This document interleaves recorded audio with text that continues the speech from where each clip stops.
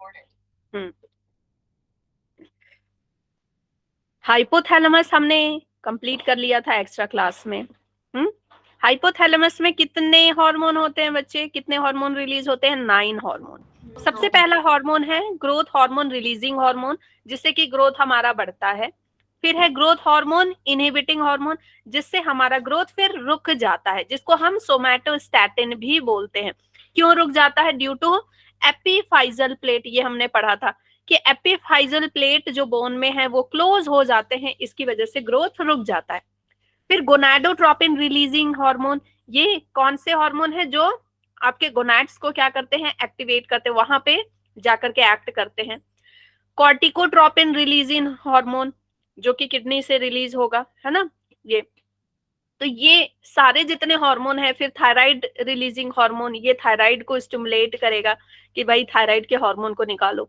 Oxytocin एंटीड्यूटेरिक, oxytocin और एंटीड्यूटेरिक के बारे में हमने क्या पढ़ा था बच्चे कि ऑक्सीटोसिन और एंटीड्यूटेरिक कहां से निकलते हैं? पोस्टेरियर पिट्यूटरी से। पिट्यूटरी में 2 रीजन था, एंटेरियर एंड पोस्टेरियर। पोस्टेरियर से क्या निकलता है? Oxytocin and antidiuretic. तो यहाँ पे ये जो पार्ट है हाइपोथैलेमस का पोस्टीरियर वाला पार्ट है, यहाँ पे क्या होता है? न्यूरॉन होता है, और न्यूरॉन के एक्सॉन में जाकर के ऑक्सीटोसिन एंड एंटी डायूरेटिक जो हार्मोन है वो स्टोर रहते हैं, और जब भी जरूरत होती है तो वो वहां से रिलीज हो जाते हैं। जो हाइपोथैलेमस है, हाइपोथैलेमस का राजा बेटा is posterior pituitary. Posterior pituitary is राजा बेटा। इसको सब ये बना बना के दे रहा है, बिल्कुल स्पून फीडिंग कर रहा है। बच्चे तुमको बिल्कुल चिंता नहीं करनी है, मैं तुम्हें सब दे रहा हूं, अब तुमको सिर्फ रिलीज करना है, ठीक है। और एंटेरियर पिट्यूटरी क्या है? उसका बिल्कुल भी राजा बेटा नहीं है। वो क्या कर रहा है? वहां से इंस्ट्रक्शन दे रहा है, देखो तुमको ये हार्मोन बनाने हैं, मैं यहाँ से रिलीज कर रहा हूँ, तुमको इसके साथ साथ ये हार्मोन रिलीज कराने हैं। ओके, तो ये आपका क्या होता है? हमेशा एक्टिव रहता है बच्चे, है ना। एंटेरियर पिट्यूटरी बिल्कुल एक्टिव वाला बच्चा हो जाता है, बहुत सारे हार्मोन प्रोड्यूस करता है। एंड फिर है प्रोलैक्टिन रिलीजिंग हार्मोन, जिससे कि मिल्क प्रोडक्शन होता है। एंड प्रोलैक्टिन इनहिबिटिंग हार्मोन, जब आप जब कोई मदर नहीं बना है, ठीक है, जब कोई मदर नहीं बना है या मदर बनने के कुछ साल बाद ये प्रोलैक्टिन इनहिबिटिंग हार्मोन निकलेगा। क्यों? क्योंकि हमेशा मिल्क प्रोडक्शन तो जरूरी नहीं है ना, ठीक है। तो ये सब हम पढ़ चुके थे, आगे बढ़ जाए, आगे बढ़ जाए। Yes ma'am. पिट्यूटरी ग्लैंड में आते बच्चे, आज आपको बहुत सारा ज्ञान मिलने वाला है, बहुत सारा ज्ञान। एक्चुअली मेरे पास तो बहुत ज्यादा टाइम नहीं है आपके मतलब ये क्लासेस के लिए, अदरवाइज तो आप तो बिल्कुल ज्ञान के भंडार से भर जाते एक्स्ट्रा नॉलेज से, कि कैसे ये सब काम करता है, क्या क्या आपके लाइफ में चेंजेस आ सकते हैं। फिर भी मैं कोशिश करूंगी कि इसके साथ साथ आपको कुछ एक्स्ट्रा नॉलेज भी देती जाऊं, ठीक है। तो पिट्यूटरी ग्लैंड कहाँ लोकेटेड होता है? इन अ बोनी कैविटी नोन एज सेला टर्सिका। कहाँ पे होता है बच्चे? सेला टर्सिका। देखो, मैंने आपको एक स्फेनॉइड बोन बताया था ना, कि सर दर्द से याद रखना स्फेनॉइड बोन इधर साइड में। Yes yes ma'am. मैम। तो उसी बोन के जो कैविटी होती है यहाँ पे, उसको हम बोलते हैं क्या? सेला टर्सिका। सेला टर्सिका, ओके। क्या बोलते हैं? सेला टर्सिका बोलते हैं। ये सेला टर्सिका ऐसे कटोरी की तरह है, कैविटी है, उसी में आपका क्या रखा हुआ है? पिट्यूटरी रखा हुआ है, ठीक है। एंड पिट्यूटरी अटैच होता है किससे? हाइपोथैलेमस से। ये हमने देख लिया, ये हमारा लिम्बिक सिस्टम था बच्चे, कल पढ़ा है। कॉर्पस कैलोसम, फिर हमारा थैलेमस एरिया, ये हाइपोथैलेमस एरिया पढ़ा कल हमने, ठीक है। तो उसी के जस्ट नीचे हमारा क्या है? पिट्यूटरी रहता है। पिट्यूटरी का काम क्या है? पिट्यूटरी के पार्ट क्या क्या है? पिट्यूटरी 2 पार्ट में डिवाइडेड होता है, adeno hypophysis and neuro hypophysis. Adeno hypophysis कौन है? एंटेरियर। न्यूरो हाइपोफाइसिस कौन है? जो पोस्टेरियर है। इसका नाम न्यूरो हाइपोफाइसिस क्यों पड़ा? कोई बता सकता है? न्यूरो का मतलब क्या है बच्चे? यहाँ पे न्यूरॉन आ रहा है, न्यूरॉन। डायरेक्ट हाइपोथैलेमस से क्या आ रहा है? न्यूरॉन आ रहा है, न्यूरॉन आ रहा है, ठीक है। और हाइपोफाइसिस मतलब कि ये हाइपोथैलेमस के क्या है? नीचे है, हाइपोथैलेमस के नीचे है, ठीक है, डाउन टू हाइपोथैलेमस, एकदम उसके नीचे है। और एपिफाइसिस हम किसको बोलते थे? पीनियल ग्लैंड को, बताया था कल मैंने। एपिफाइसिस किधर पे होता है बच्चे, यहाँ पे एपिफाइसिस आपका पीनियल ग्लैंड, ठीक है। तो एडिनो हाइपोफाइसिस में दो पार्ट होते हैं। जो एडिनो हाइपोफाइसिस है आपका यूं पिट्यूटरी है, ठीक है, ये स्टॉक है जिसको हम क्या बोल रहे थे, इनफंडिब्यूलम। ये जो पार्ट है एडिनो हाइपोफाइसिस, इसमें एक और पार्ट होता है जिसको हम क्या बोलते हैं, पार्स इंटरमीडिया। ये है पार्स इंटरमीडिया, एंड दिस आगे वाला पार्ट को हम क्या बोलते हैं, पार्स डिस्टालिस। और जो लास्ट वाला पार्ट है इसको हम क्या बोलेंगे, पार्स नर्वोसा। क्या बोलेंगे, पार्स नर्वोसा, क्योंकि यहाँ पे न्यूरॉन्स आते हैं। तो एक ही चीज के बहुत सारे नाम है, एक ही चीज के बहुत सारे नाम है, ठीक है। ये क्लियर हो रहा है। एंटीरियर पिट्यूटरी को ही हम एडिनो हाइपोफाइसिस बोल रहे हैं, एंटीरियर पिट्यूटरी को ही हम पार्स डिस्टालिस बोल रहे हैं, ठीक है। अब ये जो बीच वाला पार्ट है बच्चे, पार्स इंटरमीडिया, यहां से एक ही हार्मोन रिलीज होता है, एमएसएच, ठीक है, मेलानोसाइट स्टिमुलेटिंग हार्मोन, ओके, जो कि आपके स्किन कलर, ये आईज कलर, हेयर कलर, इन सब के लिए रिस्पॉन्सिबल होता है। क्लियर, आगे बढ़ते Yes. हैं। और मैंने इसके बारे में एक और चीज बताई थी कि जब जैसे जैसे एडल्ट होते जाते हैं ना, ये दोनों मिक्स हो जाता है, पार्स इंटरमीडिया रह नहीं जाता है फिर, ठीक है। क्यों, क्योंकि भाई रीजन खत्म हो गया ना। अब आपको भाई आंखों का कलर नहीं देना है एडल्ट होने के बाद, गोनैड्स का कलर नहीं देना है, हेयर का कलर नहीं देना, जो बनना था वो बन गया, ठीक है। मैम ये फिर जेनेटिक्स के साथ कोऑर्डिनेट करके काम करते होंगे ना, किसके साथ, जीन्स के साथ। हाँ, जीन्स के साथ। इनको भी इंस्ट्रक्शन जीन से मिलती है बच्चे, इनके जो गुरुजी हैं दैट इज जीन, ठीक है। तो ये सब हम पढ़ चुके हैं, तो बार बार एक ही चीज को हम नहीं पढ़ेंगे, आगे बढ़ते हैं, ठीक है, आगे बढ़ते हैं। अब हम पढ़ेंगे पिट्यूटरी हार्मोन कौन कौन से होते हैं। सबसे पहला hormone human growth hormone, this is responsible for growth and repair of all cells in the body. इसके बाद है थायराइड स्टिमुलेटिंग हार्मोन। ये क्या करता है, थायराइड ग्लैंड के ये जो हार्मोन है निकलेगा, थायराइड ग्लैंड के पास जाएगा और बोलेगा भाई आप थायरॉक्सिन को रिलीज करो, अब आप थायरॉक्सिन को रिलीज करो, ठीक है। और ये जब इंस्ट्रक्शन देगा तभी क्या हो रहा है, थायरॉक्सिन रिलीज हो रहा है। फिर है एड्रीनोकॉर्टिकोट्रोपिक हार्मोन। ये क्या करता है, ये एड्रीनल ग्लैंड के पास जाता है और उसको बोलता है स्ट्रेस हार्मोन निकालो, ओके। क्या बोलता है, कॉर्टिसोल निकालो, सबसे गंदा हार्मोन जिसकी वजह से आपको स्ट्रेस होता है। और आजकल क्या होता है, आजकल के समय में कॉर्टिसोल छोटी छोटी बातों पे निकल जाता है। अगर हम थोड़ा सा अलर्ट रहें अपनी बॉडी को लेकर के, थोड़ा ध्यान दें अपने बिहेवियर को, तो कॉर्टिसोल जल्दी नहीं निकलेगा। किसी किसी को देखिए, वो कितनी भी बड़ी बात हो जाती है बिल्कुल चिल रहते हैं, और कुछ छोटी छोटी बात पे एकदम इतना ज्यादा परेशान हो जाते हैं, क्या होगा कैसे होगा। घर में होता है ना, पापा लोग बिल्कुल चिल होते हैं, अच्छा ठीक है हो गया, लेकिन मम्मियां बिल्कुल छोटी छोटी बात पे परेशान होती है, उनका कॉर्टिसोल बहुत ज्यादा निकलता है, ठीक है। Yes ma'am. फिर है luteinizing hormone, luteinizing hormone and FSH, ये दोनों जो हार्मोन है इन दोनों को हम क्या बोलते हैं, गोनाडोट्रोपिन। क्या बोलते हैं बच्चे, गोनाडोट्रोपिन बोलते हैं। ये गोनाड में जाकर के एक्ट करते हैं। ल्यूटिनाइजिंग हार्मोन मेल गोनाड में जाएगा, टेस्टिस के पास जाएगा और बोलेगा कि भाई आप टेस्टोस्टेरोन निकालो। एफएसएच जाएगा फीमेल गोनाड्स, ओवरी के पास जाएगा और बोलेगा कि आप ये एस्ट्रोजन निकालो, प्रोजेस्टेरोन निकालो, ठीक है, ओके। ये सारी चीजें होती हैं।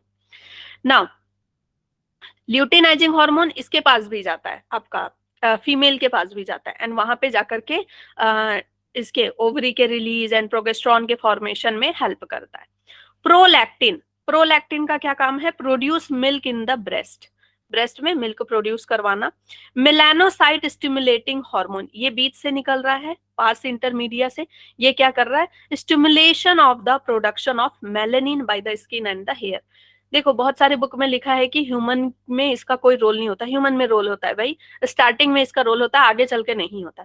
स्टार्टिंग में इसका क्या रोल होता है, आपकी आईज का कलर है ना, हेयर का कलर, फिर जो गोनाडल एरिया है उनका कलर, ठीक है, थोड़ा darkening of the gonadal area, that's it.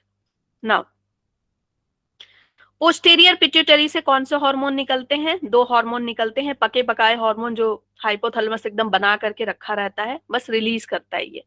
कौन से, एंटी डायूरेटिक हार्मोन, ये इसका हम कंट्रोल, ये पढ़ चुके हैं फंक्शन क्या है, ये निकलता है और ये क्या करता है, रीअब्जॉर्प्शन ऑफ वाटर कराता है जब आपकी बॉडी में वाटर नहीं हो। डायबिटीज इंसिपिडस, जिनमें एडीएच की कमी हो जाती है, डायबिटीज इंसिपिडस हो जाता है, ये हमने पढ़ा है। Oxytocin, oxytocin is known as the love hormone, the bonding hormone. अगर ये हार्मोन नहीं हो तो पता है क्या हो सकता है, एक माँ अपने बच्चे को फेंक तक सकती है।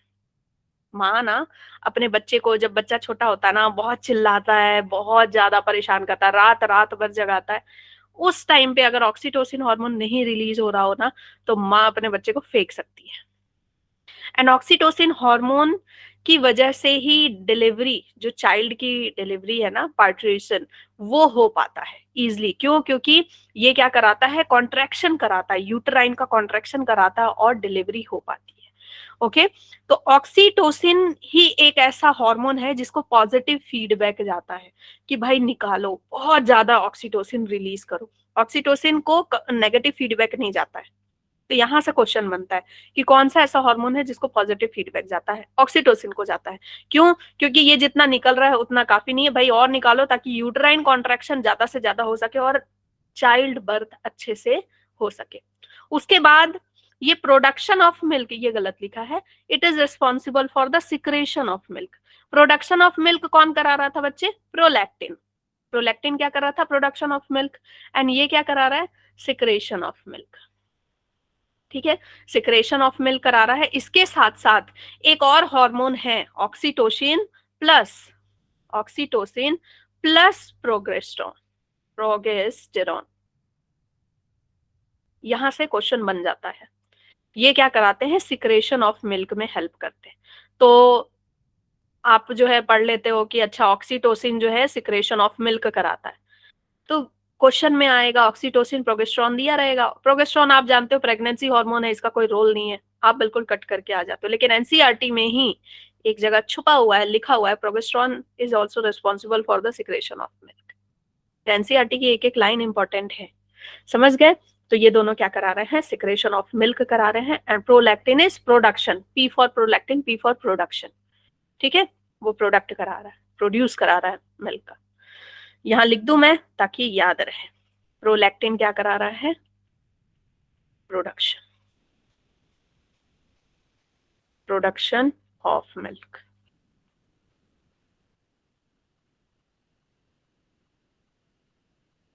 हाँ, फिर है पिट्यूटरी डिसऑर्डर। हम पढ़ते हैं कि अगर पिट्यूटरी से जो भी हार्मोन निकल रहे हैं वो कम निकलें या ज्यादा निकले तो क्या बीमारी हमको हो सकती है।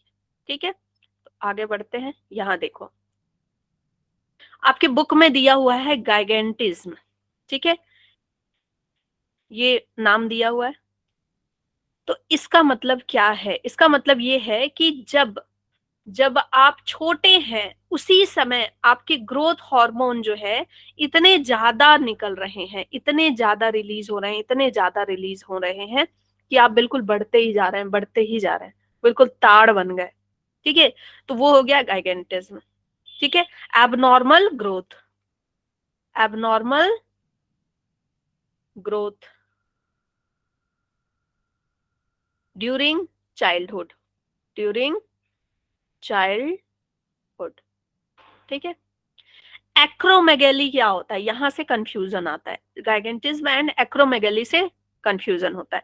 एक्रोमेगेली क्या होता है कि जब आपका एबनॉर्मल ग्रोथ होता है, abnormal growth, abnormal growth after, after puberty या एडल्टहुड के टाइम पे, प्यूबर्टी, या फिर हम बोल सकते हैं जब एपीफाइजल प्लेट क्लोज हो जाते हैं। एपीफाइजल प्लेट क्या हो जाते हैं बच्चे? क्लोज हो जाते हैं। ठीक है, जब एपीफाइजल प्लेट क्लोज हो गया तो ऊपर से तो नहीं बढ़ रहा है, सीधा सीधा ग्रोथ नहीं हो रहा है हड्डी का। हड्डी का ग्रोथ किधर हो रहा है? साइड से हो रहा है। आपका फेस इतना बड़ा था, अब ये चीन इतनी लंबी निकल गई, समझ रहे हो? ये चीन बिल्कुल ऐसी लंबी निकल गई, इधर से सिर बिल्कुल इधर से चौड़ा हुए जा रहा है। तो ये क्या है? एक्रोमेगेली है। ठीक है, कभी आपने देखा है, एक बच्चे का मैंने यूट्यूब में देखा था कि बिल्कुल बेचारा नॉर्मल सा था, एंड देन उसका हाथ बिल्कुल इतना बड़ा था, हाथ बहुत बड़ा हाथ था उसका। मतलब एक उसके हाथ में 4-5 हाथ आराम से ऐसे आ जाए, हथेलियां, बहुत बड़ा हाथ था उसका। ठीक है, फिर है प्रोलैक्टिनोमा, दूसरी बीमारी है प्रोलैक्टिनोमा। देखो ये प्रोलैक्टिन से रिलेटेड है, प्रोलैक्टिन से रिलेटेड है। तो इसका मतलब क्या है कि जो प्रोलैक्टिन है वो मिल्क प्रोडक्शन करता है, तो कुछ इरेगुलरिटीज हो गई उसमें। तो यहाँ पे क्या होगा कि जिस समय, ठीक है, when the when the girl is not pregnant और ब्रेस्ट फीडिंग, उस समय भी क्या हो रहा है, मिल्की डिस्चार्ज हो रहा है फ्रॉम द ब्रेस्ट। मेन में क्या हो जाएगा, एनलार्ज ब्रेस्ट हो जाएंगे। तो ये सारी चीजें अगर देखने को मिलती है तो वो क्या है, प्रोलैक्टिनोमा है। ओके, यहां देखो ड्वार्फिज्म हो सकता है, अगर ग्रोथ हार्मोन कम निकल रहा है तो क्या हो गया, ड्वार्फिज्म हो जाएगा, छोटा साइज हो जाएगा। सीमंस डिजीज क्या है, ये आपके सिलेबस में नहीं है। साइमंस डिजीज होता है, एडल्ट में देखने को मिलता है, प्रोटीन सिंथेसिस कम हो जाएगा। तो इस समय क्या है कि फीमेल अपने जो बच्चे हैं उसको ब्रेस्ट फीडिंग नहीं करा पाएगी। क्यों? क्योंकि उसमें प्रोटीन सिंथेसिस कम है, मिल्क का प्रोडक्शन कम हो रहा है। हाइपो मतलब कम हो रहा है और हाइपो मतलब कम होता है, हाइपो मतलब कम होता है। ठीक है, अब हम आते हैं सीधे पीनियल ग्लैंड में। फटाफट कंप्लीट करेंगे बच्चे, पूरा ध्यान एकदम बिल्कुल यहाँ लगा के रखना। पीनियल ग्लैंड, अब देखो पिट्यूटरी और पीनियल ग्लैंड जो है, आपने ये देखा है ना, जो मेडिकल में इस तरह से बना होता है, मेडिकल का जो सिंबल है, यूं देखा है? Yes ma'am. Do you know what is the meaning of this symbol? No ma'am. नहीं पता ना? देखो ये जो है ये कहाँ से लिया गया है, ये हमारे इसी से लिया गया है, जो हमारा तंत्र शास्त्र बोलो या फिर हमारे जो जो भी पुराणिक हैं, हमारे जितने भी शास्त्र वगैरह हैं उसमें दिया हुआ है। हर जगह योग शास्त्र में, तंत्र शास्त्र में ये चीजें दी हुई हैं। कुंडलिनी शक्ति, कुंडलिनी शक्ति के बारे में सुना होगा काफी। तो जो हमारी रीढ़ की हड्डी है, बीच में जो रीढ़ की हड्डी है, ठीक है, दैट इज, और रीढ़ की हड्डी के अंदर क्या प्रोटेक्टेड है, हमारा स्पाइनल कॉर्ड। क्या है, हमारा स्पाइनल कॉर्ड है। तो जो बीच वाला जो स्पाइनल कॉर्ड है बच्चे, बीच का जो स्पाइनल कॉर्ड है उसमें क्या निकल रहा है, क्या रिलीज होता है, क्या अंदर बहता है, जल्दी बताओ, स्पाइनल कॉर्ड के अंदर क्या बहता है? CSF। सीएसएफ। इस सीएसएफ में बहुत ज्यादा एनर्जी होती है, और इसीलिए हम क्या बोलते हैं, स्पाइनल कॉर्ड जो है हमारा, it is full of energy. इतनी ज्यादा एनर्जी होती है कि ये सारी एनर्जी अगर हमारे यहाँ तक आ जाए और सारी कुंडलिनी अगर हमारी जाग जाए तो हमारे पास बहुत सारे एक्स्ट्रा एक्स्ट्रा मतलब क्या होंगे, अवेयरनेस होंगे। हम यहाँ बैठे बैठे बहुत सारी चीजों को फील कर पाएंगे। ठीक है, जैसे सुना होगा आपने कि जैसे महाभारत में कि यहाँ से बैठे बैठे वो देख लेता था संजय, है ना, कि कुरुक्षेत्र में क्या चल रहा है। तो वो इसलिए हो पाता था कि उनके ये कुंडलिनी शक्तियां जागृत होंगी, उनके जो सेंसरी है ना, सेंसरी जो एक्स्ट्रा सेंसरी जो फीलिंग है, परसेप्शन है, वो ऑन होंगे। तो आप यूं आंख बंद करोगे and you can feel the thing कि हाँ, लेकिन ये सब के लिए बहुत ज्यादा प्रैक्टिस लगती है, बहुत ज्यादा पेशेंस लगता है। और सही सही क्या होता है, टीचर चाहिए। अगर आप गलत वे में करें तो आपको बहुत बड़ा नुकसान भी हो सकता है। ठीक है, तो ये जो दोनों चीज है ना, इसको बोला जाता है, एक है पीनियल ग्लैंड, ये रिसर्च में निकल के आया, मैं अपने मन से कुछ नहीं बोल रही हूँ, रिसर्च, ठीक है, ये रिसर्च बता रहा है। और अभी रिसेंटली भी एक रिसर्च पेपर में आया है कि ये क्या है बच्चे, पीनियल है एक, और दूसरा क्या है, पिट्यूटरी है। तो मतलब इधर वाला समझो पिट्यूटरी है और इधर वाला क्या है, पीनियल है। और बीच में आपका क्या जा रहा है, बीच में आपका जा रहा है स्पाइनल कॉर्ड। तो ये क्या कर रही हैं, जो नीचे क्या है ना, सरपेंट, जो लास्ट वाला जो कॉकिक्स पार्ट होता है, लास्ट वाला सैक्रल कॉकिक्स होता है ना, यूं इस तरह से कॉकिक्स पार्ट होता है, वो कॉकिक्स पार्ट एकदम लास्ट में यूं मुड़ा हुआ रहता है, ऐसे टेल की तरह, जिसको हम टेल बोन बोलते हैं। वो बोलते हैं कि वो सोया हुआ रहता है, और जिनकी कुंडलिनी जग जाती है ना तो बिल्कुल ऐसा स्ट्रेट हो जाता है, एंड उनमें एक अलग सी शक्ति आ जाती है, मेमोरी अच्छी हो जाती है, ये सारी चीजें। तो आपका जो ये है ना, ये यही बताता है कि आपके अंदर की शक्ति को जानना, अपने आप को जानना कि who are you and this all. ठीक है, चलो, तो ये आपको पता होना चाहिए था कि ये एक्चुअली मतलब क्या है। इसको हिंदी में बोलते हैं ईड़ा, पिंगला एंड सुषुम्ना। एक होता है ईड़ा नाड़ी, एक होता है पिंगला नाड़ी और एक होता है सुषुम्ना नाड़ी। ठीक है, जब आप कभी फील करोगे तो आपको इधर से हवा निकलती हुई निकलेगी, कभी इधर से फील होगा, है ना।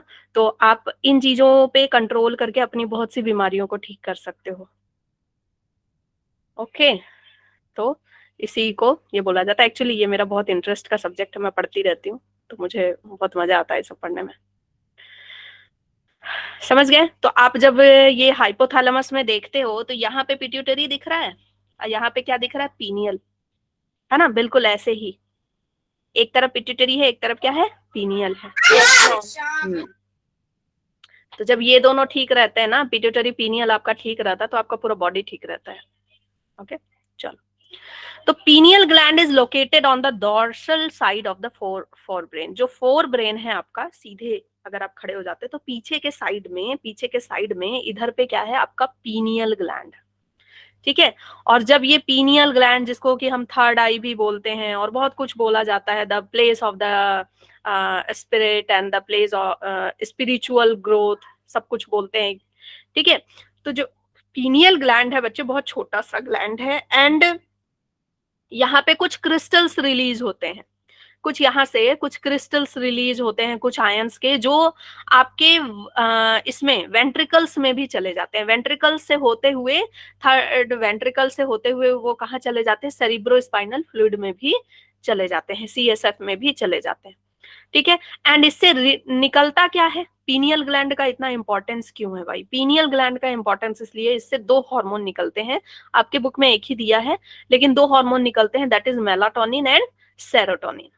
Melatonin and serotonin. ठीक है, मेलाटोनिन तो आपके कर्केडियन रिदम को बना के रखता है, बायोलॉजिकल क्लॉक को बना के रखता है, मेंटेन करता है कि आपका बायोलॉजिकल क्लॉक कैसा रहेगा। एंड सेरोटोनिन आपको खुश रखता है। सेरोटोनिन कॉर्टिसोल के जस्ट अपोजिट वर्क करता है। ठीक है, so it helps in maintaining the normal rhythm of the sleep awake cycle. This is very very important. यहां से कई बार क्वेश्चन आए, स्लीप अवेक साइकिल लिखा हो सकता है, 24 आवर डायरनल, क्या है, हाँ, डायरनल आपका रिदम कंट्रोल कर सकता है। फिर आपका कर्केडियन, इसी को हम क्या बोलते हैं, कर्केडियन साइकिल, तो कर्केडियन साइकिल भी लिखा हुआ हो सकता है। तो तीनों में से कोई भी नाम हो तो आप ये रखना कि पीनियल ग्लैंड ही होगा उसका। ठीक है, आंसर क्या होगा, पीनियल ग्लैंड।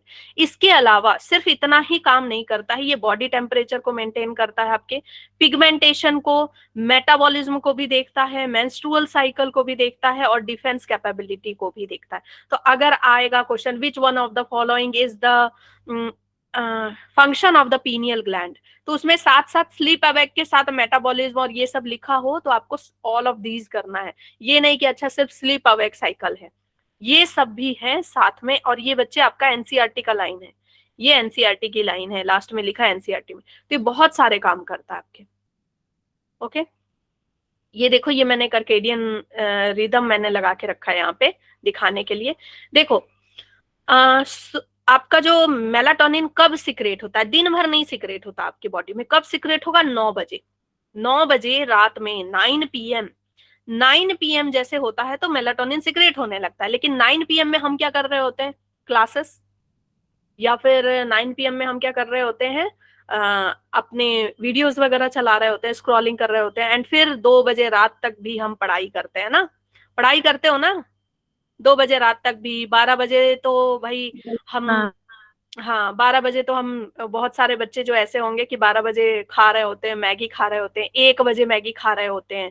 हाँ, क्यों, यारे भाई रात हमारी है, लेकिन बच्चे रात सिर्फ किसकी है, सोने के लिए, रात सिर्फ सोने के लिए। अगर आप अपना बायोलॉजिकल क्लॉक मेंटेन रखते हैं, देखो हम इंसान हैं, हम कुछ भी कर सकते हैं, ठीक है, लेकिन इसका जो है ना खामियाजा आपको ओल्ड एज में भुगतने को मिलता है। अगर आप टाइमली नहीं सोएंगे, इन चीजों को नहीं मानेंगे, जो आपके अंदर ग्लैंड्स है जो आपको कुछ कहना चाहते हैं, हाँ खाते हो ना, देखो आपका 11:30 बजते ना बाउल मूवमेंट सप्रेस्ड हो जाता है, बाउल मूवमेंट एकदम सप्रेस्ड हो जाता है, आप कुछ भी खाएंगे वो पचेगा नहीं, तो जो पचेगा नहीं तो शरीर में लगेगा नहीं, या फिर वो क्या होगा, डाइजेस्ट नहीं होगा, वो बिल्कुल फैट बनाएगा आपके शरीर में। वो क्या करेगा, फैट बनाएगा, वो मेटाबॉलिज्म उसमें उस समय तेज रहता नहीं है, हमारा मेटाबॉलिज्म बहुत स्लो रहता है, तो जो भी खाओगे बिल्कुल यूं होते जाओगे, स्टोर होता जाएगा। तो बस उस समय कुछ काम हो नहीं रहा है, क्योंकि बॉडी ने अपना काम करना छोड़ दिया। क्यों? क्योंकि मेलाटोनिन सिक्रेशन स्टार्ट हो चुका है। जैसे ही मेलाटोनिन सिक्रेशन स्टार्ट हुआ, उनको सिग्नल गया कि भाई बाउल मूवमेंट को सप्रेस करना है, तो उन्होंने तो घंटी बजा दी कि अब हम बाउल मूवमेंट नहीं करेंगे। लेकिन ये आपकी गलती है, आप खा रहे हैं, आप खाएंगे, फिर आपको होगा इंडाइजेशन होगा, ये सारी चीजें होंगी। फिर इसके बाद जो आप सो रहे हैं, देखो डीपेस्ट स्लीप आपको 2 बजे आती है, लेकिन आप क्या कर रहे हैं, बिल्कुल मोबाइल वगैरह चला रहे हैं। तो अब 9 बजे जो आपका मेलाटोनिन सिक्रेट होना था, वो सिक्रेट नहीं हो रहा है। 9 बजे जो सिक्रेट होना था नहीं हो रहा है। क्यों? क्योंकि आप स्क्रीन टाइम लगा रहे हैं, स्क्रीन देख रहे हैं, लाइट जली हुई है घर की। तो मेलाटोनिन का सिक्रेशन सबसे ज्यादा कैसे स्टार्ट होता है बच्चे? अंधेरे से। जैसे ही उसके सामने अंधेरा आता है ना, मेलाटोनिन सिक्रेट होना स्टार्ट हो जाता है। लेकिन अब क्या है, मेलाटोनिन कंफ्यूज हो रहा है, क्या करूं, टाइम तो हो गया है ना, लेकिन मैं क्या करूं, लाइट तो जली, मतलब अंधेरा तो हुआ ही नहीं है, अंधेरा तो हुआ ही नहीं है, तो क्या करें? तो मेलाटोनिन आपका सिक्रेट नहीं हो पा रहा है ठीक से, और इसका लॉन्ग रन में बहुत खामियाजा भुगतना पड़ता है। फिर लॉन्ग रन में 10 तरह की बीमारियां होंगी हमको, है ना। इसीलिए आजकल एज वगैरह ज्यादा नहीं हो पाते हैं लोगों के, क्योंकि हम अपने बायोलॉजिकल क्लॉक के बिल्कुल उल्टा काम करते हैं। ठीक है। फिर मेलाटोनिन का सिक्रेशन कब स्टॉप हो जाता है? 7:30 बजे। तो 7:30 बजे तक तो आपको एनी हाउ उठ जाना है, लेकिन बच्चे उठ रहे हैं 11 बजे, 11 बजे उठ रहे हैं। बाउल मूवमेंट आपका स्टार्ट हो चुका है 8:30 जल्दी उठ बजे। जाते हैं, 7:30 तक तो स्कूल पहुंच जाते हैं। हाँ, ये है तो अच्छी बात है, लेकिन कुछ बच्चे 11 बजे उठते हैं। फिर हाईएस्ट जो अलर्टनेस होती है आपकी 10 बजे होती है, हाईएस्ट अलर्टनेस 10 बजे होती है।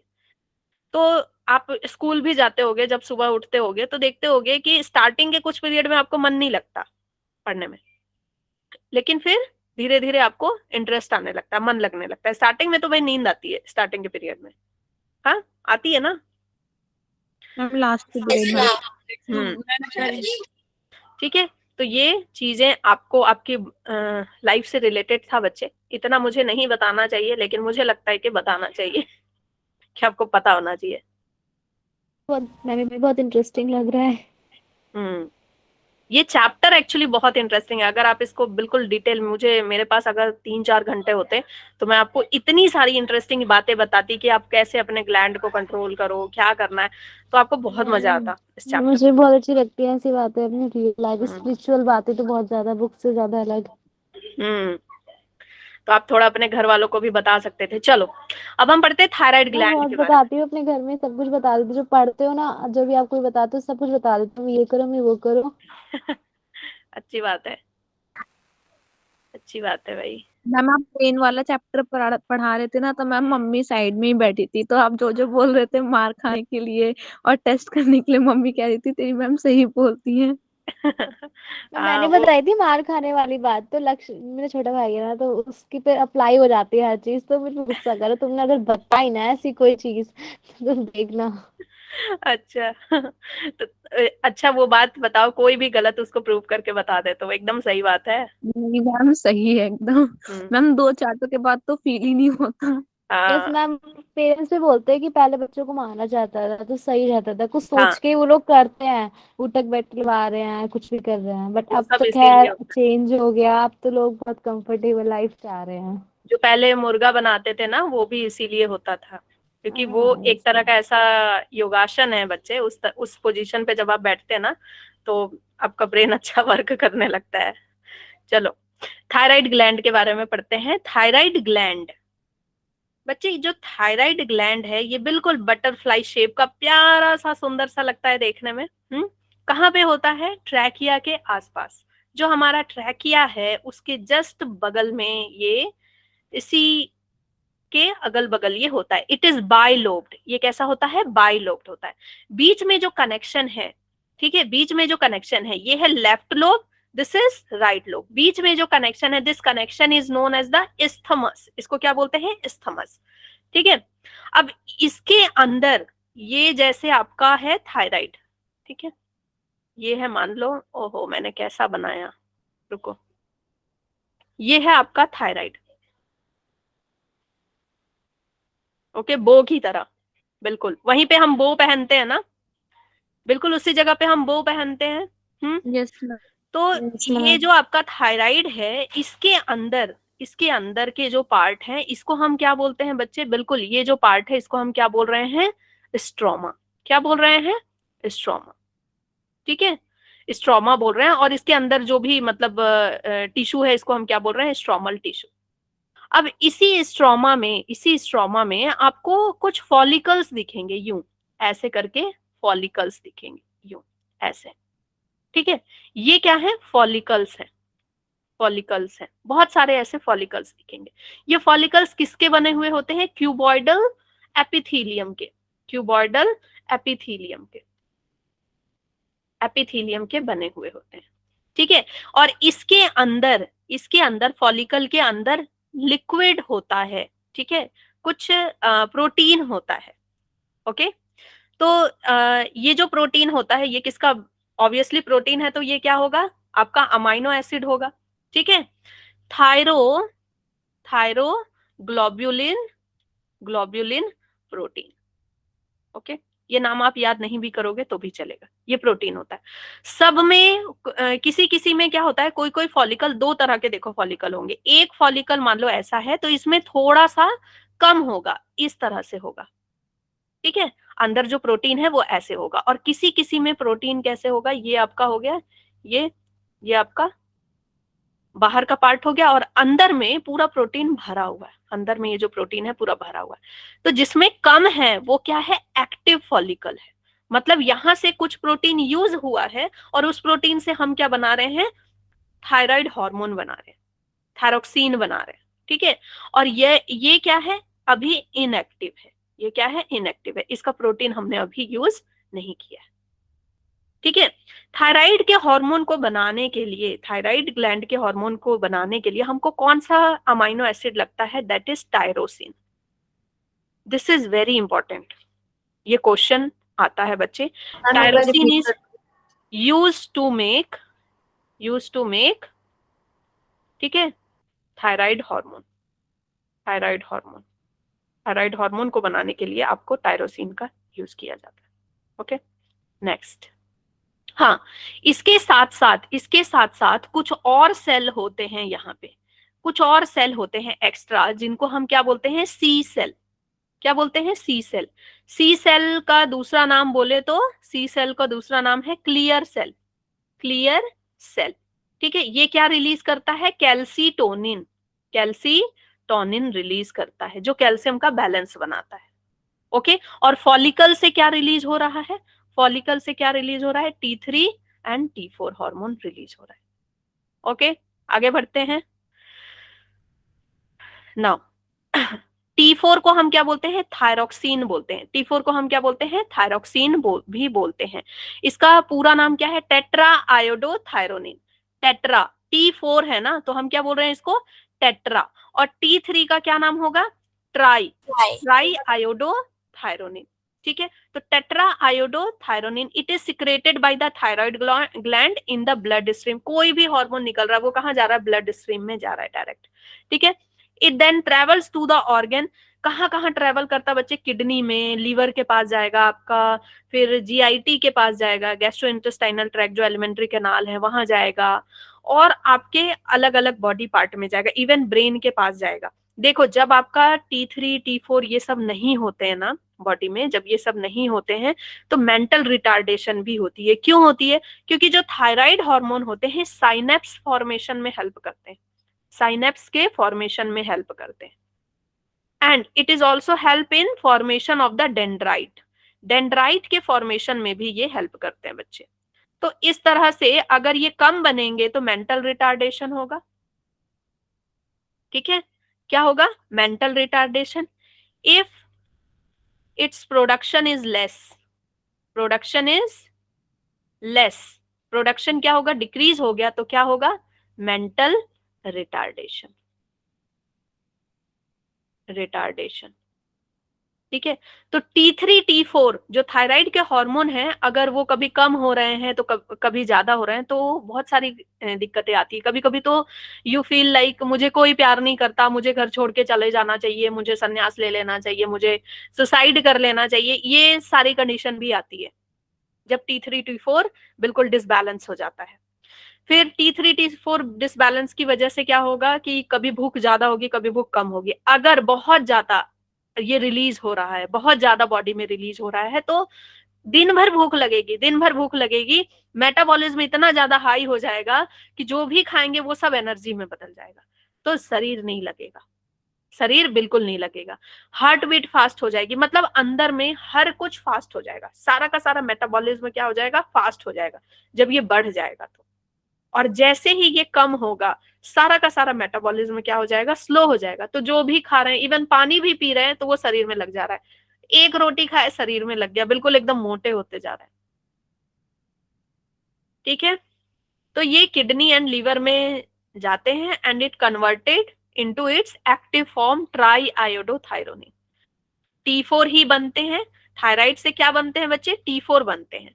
और जब ये कहाँ जाते हैं, ऑर्गेन्स वगैरह के पास जाते हैं, तो ये एक्टिव फॉर्म में कन्वर्ट हो जाते हैं ट्राई आयोडोथायरोनिन, मतलब एक आयोडीन को बाहर ही छोड़ देते हैं। किसमें कन्वर्ट हो जाते हैं, ट्राई आयोडोथायरोनिन। ये क्या है, इसका एक्टिव फॉर्म है। मैम जब ये ट्राई ऑडोथायरोनिन मतलब जब ये हो जाता है T4 में क्या बोलते डिसबैलेंस हो जाता है, तो उसके लिए फिर क्या करते हैं? हाँ, उसके लिए मेडिसिन लगती है, मेडिसिन दी जाती है। ठीक है, हाइपर थायराइडिज्म हो गया मान लो किसी को, मतलब कि थायराइड बहुत ज्यादा बढ़ गया, थायराइड का जो सिक्रेशन है T3 T4 उसका सिक्रेशन बहुत ज्यादा बढ़ गया, तो भाई TSH का सिक्रेशन कम हो जाता है वहां पे। जब आप ब्लड चेक किसी का कराओगे ना, तो वहां जहाँ पे T3 T4 बढ़ा है, TSH कम एंड मेटाबॉलिज्म बहुत ज्यादा बढ़ जाता है। यहाँ मेटाबॉलिज्म ज्यादा बढ़ेगा तो क्या होगा, भूख ज्यादा लगेगी। ठीक है, क्या हो जाएगा, हंगर बढ़ जाएगा, हंगर बढ़ जाएगा। फिर क्या हो जाएगा, फास्ट होता है। मैम इंसान पतला भी रहता है फिर इसमें, मोटा नहीं हार्ट होता रेट वो। बिल्कुल हाई हो जाएगी एंड पर्सन कैसा हो जाएगा, बिल्कुल स्किनी हो जाएगा, दुबला पतला एकदम हो जाएगा। और यहाँ पे क्या हो जाएगा पर्सन, यहाँ पे क्या हो जाएगा पर्सन, बिल्कुल मोटा हो चब्बी हो जाएगा। जाएगा। ठीक है, पर्सन क्या हो जाएगा, चब्बी हो जाएगा। और इसकी हार्ट रेट वगैरह सब कुछ क्या हो जाएगी, बहुत ही स्लो हो जाएगी। हंगर, भूख लग नहीं रहा है, लेकिन फिर भी हम कुछ भी खा रहे हैं तो वो बिल्कुल शरीर में लग जा रहा है। ओके, तो हम इसकी बीमारियां देख लेते हैं। पीछे वाले में जहाँ पे हाइपोथायरॉयडिज्म है वहां पर भी TSH बढ़ेगा ही दोनों में केस में? नहीं, देखो, हाइपो में TSH बढ़ेगा, जब T3 T4 बढ़ेगा तो TSH अगेंस्ट काम करता है, उल्टा काम करता है। ठीक है, अभी मैं आपको और कुछ बीमारियां बता रही हूँ, उससे और क्लियर हो जाएगा। देखो सबसे पहली जो बीमारी है आपकी जो बुक में दे रखा है, दैट इज ग्वाइटर। ग्वाइटर आप जानते हो, जब भी आयोडीन की कमी होगी, जब भी बच्चे आयोडीन की कमी होगी तो क्या हो जाता है, ग्वाइटर। आयोडीन कम होगा तो हाइपोथायराइडिज्म हो जाएगा। क्यों, क्योंकि आयोडीन से ही तो बना है आपका thyroid hormone, try iodothyronine, tetra iodothyronine, बना है कि नहीं, आयोडो है इसमें, आयोडीन है। ठीक है, तो आयोडीन की बहुत ज्यादा जरूरत है, और आयोडीन कम हो गया तो हाइपो हो गया, हाइपो मतलब कम। ठीक है, तो जब आयोडीन कम हो गया तो थायराइड का प्रोडक्शन भी कम हो गया, क्योंकि उसको रॉ मटेरियल तो मिल ही नहीं रहा है, आयोडीन तो मिल ही नहीं रहा है, तो कैसे वो थायराइड हार्मोन बनाएगा, तो ग्वाइटर हो जाता है वहां पे। ठीक है, तो जो जिन बच्चों को आयोडीन नहीं मिल पाता उनको ग्वाइटर हो जाता है। फिर ये है बच्चे सिंपल ग्वाइटर, इसको हम क्या बोलते हैं, सिंपल ग्वाइटर। लेकिन एक होता है एक्सल्थिंग ग्वाइटर, जो कि होता है जब बहुत ज्यादा आयोडीन हो रहा है, बहुत ज्यादा आयोडीन हो रहा है बॉडी में। ठीक है, इसके अलावा देखो, हाँ हाँ ठीक है, ठीक है, कोई बात नहीं सान्या। ओके, इसके अलावा और क्या क्या हो सकती हैं चीजें, देखो, हाइपोथायराइडिज्म ड्यूरिंग प्रेगनेंसी, अगर प्रेगनेंसी के समय हाइपोथायराइडिज्म है, ठीक है, माँ को है, या फिर मान लो माँ से फिर बच्चे को चला गया, तो बच्चे के अंदर अगर शुरू से हाइपोथायराइडिज्म है तो उसका क्या हो जाएगा, क्रेटिनिज्म हो जाएगा। क्रेटिनिज्म क्या होता है बच्चे, कि वो बिल्कुल चब्बी चब्बी सा होगा, चब्बी से उसका ग्रोथ रुक जाएगा। ठीक है, ग्रोथ उसका बिल्कुल रुक जाएगा, थोड़ा सा ग्रो एकदम नॉर्मल, स्टार्टिंग में नॉर्मल ग्रोथ होगा तो पता नहीं चलेगा, सडन से उसका ग्रोथ रुक जाएगा एंड उसके जो सॉफ्ट मसल्स हैं वो ज्यादा ग्रो करने लगेंगे। सॉफ्ट मसल क्या हो गया, जैसे आपका टंग, ठीक है। तो टंग उसका इतना बड़ा हो जाएगा कि मुंह में अटेगा ही नहीं। तो टंग उसके उन बच्चों के टंग कैसे होंगे, हमेशा यूं बाहर निकले हुए। तो एकदम बिल्कुल चबी चबी से, और एकदम क्या है, बाहर मैम निकले हुए टंग है। तो हाइपो है, मैंने बताया ना, हाइपो में क्या हो रहा है, चबी होगा, चबी होगा बच्चा। बच्चा कैसा होगा हाइपो में, चबी चबी सा होगा। क्यों, क्योंकि यहाँ पे मेटाबॉलिज्म स्लो है। और उस बच्चे का मेंटल रिटार्डेशन भी होगा, मेंटल ग्रोथ भी अच्छे से नहीं होगा। इंटेलिजेंट क्वेश्चन, क्यों, क्योंकि साइनेप्स बनाता है ये, है ना। ये हार्मोन जो निकलते हैं, थायराइड हार्मोन, ये क्या करते हैं, साइनेप्स बनाते हैं, डेंड्राइट बनाते हैं। तो इंटेलिजेंट भी नहीं होगा, उसको डीफ हो सकता है, थोड़ा सुनने में दिक्कत हो सकती है, एबनॉर्मल स्किन हो सकता है। ओके, मैम इसके हाँ मैम अगर वो ट्रीटमेंट कराए तो उसकी जो टंग वगैरह है, ये एक्स्ट्रा जो हाँ, हो गया वो सही हो नहीं, जाएगा? टंग वगैरह तो ठीक नहीं होता, लेकिन उसमें क्या होता है, जब बहुत ज्यादा थायराइड की दिक्कत होती है तो वो निकाल दिया जाता है, थायराइड ग्लैंड ही निकाल दिया जाता है। और फिर उसकी टंग ऐसी रहती है, फिर हाँ, वो सही नहीं हो पाता। नहीं, ठीक है। फिर है हमारे पास डिजीज है और मैक्सोडेमा। इसमें क्या होता है बच्चे, मेंस्ट्रुअल जो साइकिल है वो इरेगुलर होती है, क्योंकि थायराइड ग्लैंड का जो है रिलेशन हमारे मेंस्ट्रुअल साइकिल से भी होता है। तो मेंस्ट्रुअल साइकिल इरेगुलर होंगी। फिर है इसमें स्किन से रिलेटेड माइक्सोडेमा, ठीक है। तो ये जो डेमा वर्ड होता है ये डर्मेटोलॉजी से रिलेटेड है, तो ये स्किन की डिजीज होंगी, स्किन में दाग वगैरह ये सब आने लगेंगे। फिर है हजीमोटो। हजीमोटो ये ऑटो इम्यून डिसऑर्डर है, ऑटो इम्यून डिसऑर्डर है, कि जिसमें अपने आप जो है थायराइड हार्मोन बहुत ज्यादा बन रहा है, कोई सिग्नल नहीं आया, कोई सिग्नल नहीं आया कि भाई हार्मोन बनाना है, लेकिन अपने आप बन रहे हैं, ठीक है। ये अपने आप बन रहा है, अपने आप टीएसएच बन रहा है, और अपने आप चीजें सब कुछ चेंज हो रही हैं। ओके, फिर थायराइड हार्मोन जो दूसरा है कैल्सिटोनिन, ठीक है। कैल्सिटोनिन एक हार्मोन है जो इससे निकलता है क्लियर सेल से। ये क्या करता है, ब्लड कैल्शियम लेवल को मेंटेन करता है। देखो बच्चे, ये सब मैंने एक बैच में पढ़ा रखा है, फिर लिखा हुआ है, तो अभी मैं इसको मिटा मिटा के दोबारा लिखूंगी तो आपका समय ही वेस्ट होगा। हम जल्दी जल्दी कंप्लीट करते हैं, ठीक है। तो कैल्सिटोनिन, कैल्सिटोनिन जो निकलता है उसका क्या काम है, वो ब्लड कैल्शियम लेवल को मेंटेन करता है। कैसे, अब यहां से क्वेश्चन आता है, कैसे मेंटेन करता है। सबसे पहले तो वो क्या करता है, decrease blood calcium level, blood calcium level को डिक्रीज करता है। कैसे, ऑस्टियोब्लास्ट करा के।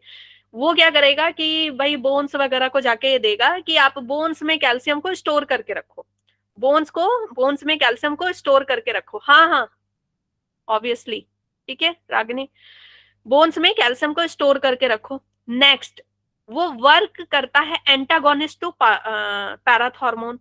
पैराथॉर्मोन क्या करता है, इंक्रीज करता है ब्लड कैल्शियम लेवल को, और ये क्या करता है, डिक्रीज करता है ब्लड कैल्शियम लेवल को ब्लड में।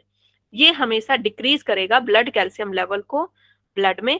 पैराथॉर्मोन क्या करेगा, इंक्रीज करेगा ब्लड कैल्शियम लेवल को ब्लड में, ठीक है। ये क्लियर है, ये डिक्रीज करता है। कैसे डिक्रीज करता है, वो बोन्स को जाकर के बोलेगा भाई अपने पास ही कैल्शियम रखना, निकालना नहीं, ठीक है। और हड्डियां बनाओ अच्छे से, अपने अंदर ही रखो। दूसरा ये क्या कराएगा कि जो किडनी में रीअब्जॉर्प्शन हो रहा है कैल्शियम का, उसको रोकेगा, बोलेगा कि आप जितना कैल्शियम निकाल सकते हो निकाल दो, रीअब्जॉर्प्शन मत करो, बिल्कुल यूरिन में निकाल दो कैल्शियम, ठीक है।